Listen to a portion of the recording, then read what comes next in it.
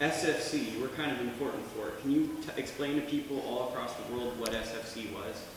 Well, SFC began with an ideal back in, I say 99, but actually way before that. Actually, it started when I was a troubled youth myself. I was in and out the system, man.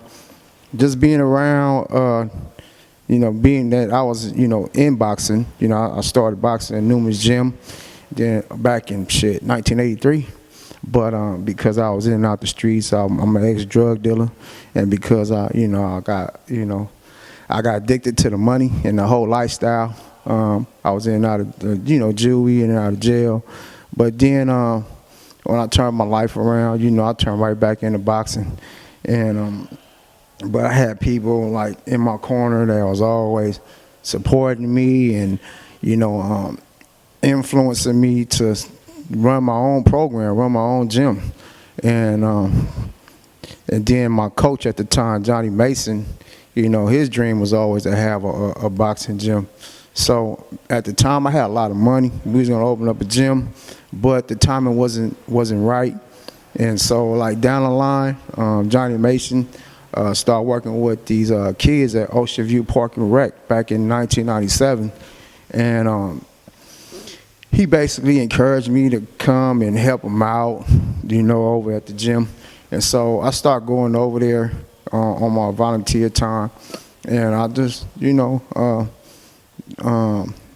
just pretty much had a strong liking to it. I was fascinated, with the program and working with those kids that was there. It was about 20 kids from the community, the community.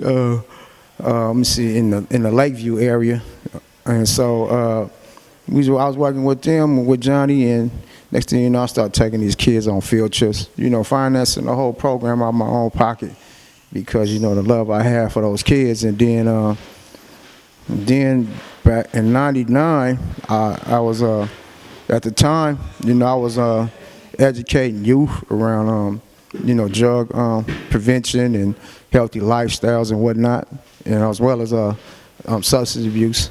And I was teaching at the school called ITRboxing High School, which is a continuation school for truancy high school students.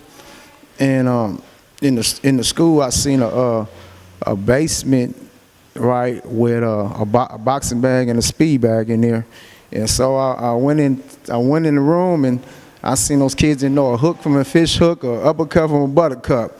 So I went in there and I started showing them how to properly throw punches. And then I guess the word got to the principal about me teaching these kids in the storage room. It was a storage room at the time, right, in the basement where they had the equipment. And so the word got to the principal, and the principal asked me if I would like to start a program there and whatnot. And all the teachers, that was there, liked it, the whole idea, and they supported the program to the utmost. And so Straightforward Club, started right there back in '99, working with those high school students at ITRboxing. I started teaching a boxing program at lunchtime.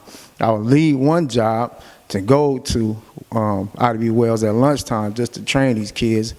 And it got to a point where I had no other choice but to go, like even though I wanted to go get something to eat or go home and take a nap, I couldn't, because my responsibility to these kids and the fact that those kids was there, waiting for me. So I started going down there, and I was like, man, I started training like about 30 kids, it seemed like, at lunch, and I only had like 45 minutes. So just imagine that. But I told them that I needed to start the program after school as well, because there's just so many kids that I couldn't deal with all of them. So they opened up the room at the school for me to train these kids. And then I think this is when the Golden State, when they had the NBA All-Star, huh? Oh, I thought you meant the We Believe. No, when they had the NBA All-Star game at the Oak Coliseum, when they first fixed it up,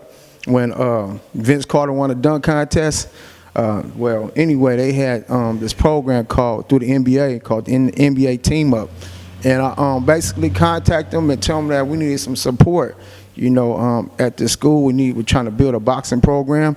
Then all of a sudden, man, they came through for us. They donated some paint and some equipment. We had Antoine Jameson there. We had Bob Lanier there. And, the ceilings was like real high like this. And it was a chill because spots that the little kids couldn't reach, Antoine Jameson was able to, to reach. So, that was kind of cool that the NBA got involved in fixing our boxing program. And then we got a ring donated from McKesson Foundation.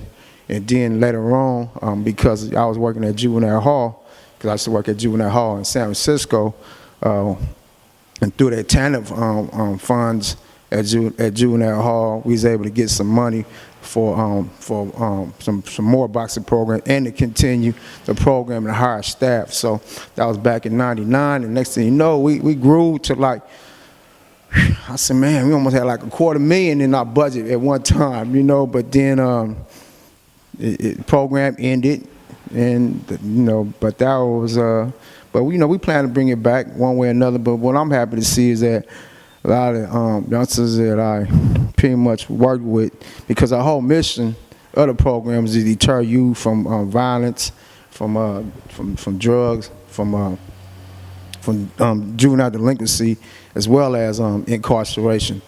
And so and working with these kids and providing a positive conduit through boxing, we was able to build relationships with a lot of these kids, and we started mentoring them and whatnot, but not just for a day or a week or a month or a year or as long as the funding was there, but we was able to mentor them through their lives. Like even today, I mentor those same people that came through the program years ago. Now they old people now. They in their 30s, 35. I remember back then they were trying to get me to go out, go to the clubs, and they was calling me old. Now I'm calling them old. But that's how long we've been around. We've been around for a long time, and we had a lot of success stories, and a lot of them turned their boxing into boxing careers and became successful in boxing, and so, in the amateurs as well as the pros.